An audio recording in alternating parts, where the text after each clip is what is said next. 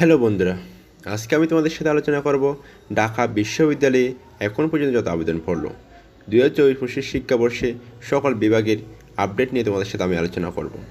তোমাদের সবার এটা জানা আগ্রহ থাকে তোমরা ভর্তি পরীক্ষায় যে ইউনিটে আবেদন করছো সেই ইউনিটে কত আবেদন পড়ছে এবং তোমাদের সিট প্রতি কতজন লড়াই করতেছে সবার একটা জানার আগ্রহ থাকে।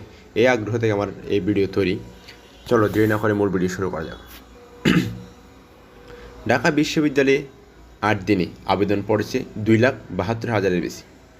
তার মধ্যে বিজ্ঞান বিভাগে 1 লাখের বেশি, কলা ও আইন এবং সমাজবিজ্ঞান ইউনিটে হচ্ছে 70,000-এর বেশি, ব্যবসায় শিক্ষা ইউনিটে হচ্ছে 29,000, চারুকলায় হচ্ছে 2,800, আইবিএতে তোমাদের এই আবেদনের সংখ্যা আরও বাড়বে কারণ তোমাদের এখনও ভর্তি আবেদন প্রক্রিয়া শেষ হয়নি।